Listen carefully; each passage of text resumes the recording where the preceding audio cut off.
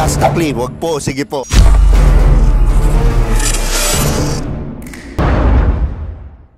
So nandito tayo sa The Old Farm Villa. Siyempre dito sa Silang Cavite. Baka bakasyon muna tayo, di ba? Tanggal-tanggal stress, mga Skynam. Ito nga pala ang paborito niyong Tio, si Tio Bry. At grabe naman yun ang pupunas para sa akin, di ba? Ikaw na lang kasama mo sa bakasyon. Kasama mo sa swimming pool. Siyempre ang walang iba kundi si Ava Mendez. Agoy! Tapos ka-roommate ko pa. Sana all! Kinontent pa ako nung naghihilik ako.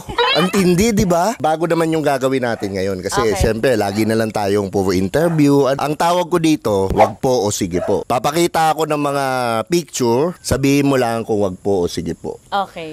Unang-unang influencer natin. Ang walang iba kundi si Nomer Mind Master. Wag po o sige po. Sige po. Uy, sana all! Bakit sige po? Kasi kaibigan ko siya. Paano pa? Saan magaling si Mind Master? Mind master nga, di ba? Di magaling siya sa mind. Oh, anong gagawin niya sa mind mo? Titirahin niya? Ay, Bibigyan niya ng motivation yung mind mo. Para kunyari negative ka, gagawin niyang positive. Wow, ang bigat! Pwede. Magaling na sagot. Next influencer, Joshua Agatep. Wag po o sige po. Wag po. Bakit? Hindi ko siya kilala eh. Siyempre, lahat naman hindi natin kilala. Pero nakita mo na siya. Di ba? Kilala mo si Joshua. Nakita mo na, di ba? Nakita ko siya. Kuya, wag po.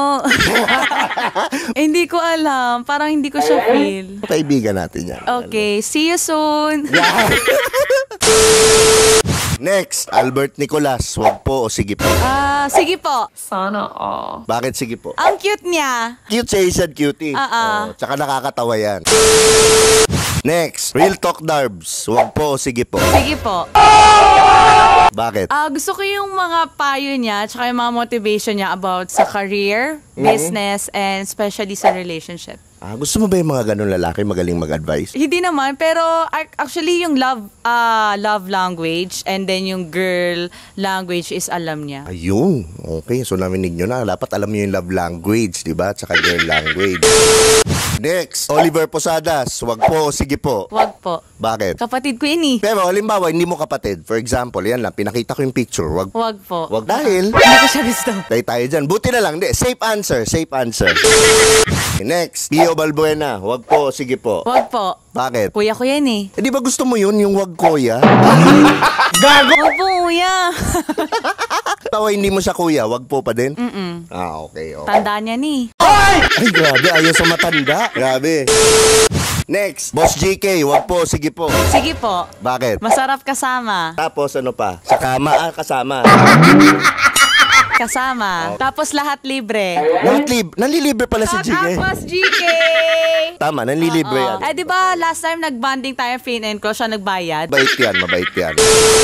Next, Rendon Labador. Wag po, sige po. Wag po. Bakit? No comment. Kasi, hindi ko siya feel. Ang pangit ng ginagawa niya, naninira siya ng mga celebrity, influencer. I mean, marami pang ibang way, pero yung manira ka, 'di ba?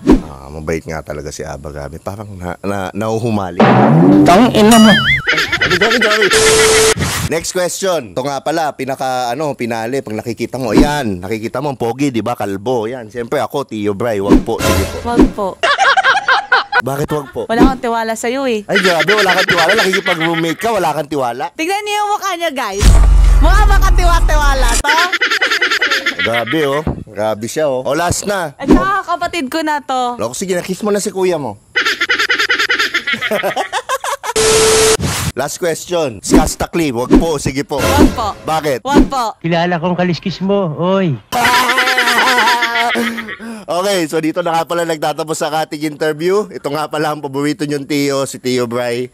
At maraming salamat sa The Old Farm Villa. Maraming salamat kay Miss Badge at ilalagay ko yung page nila sa comments. At the same time, yung contact information. Maganda dito sa Silang Cavite. Yeah, super ganda.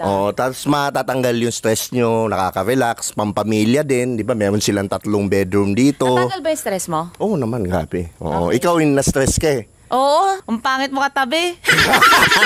So yun lang, dito na nagtatapos ang ating interview at maraming salamat.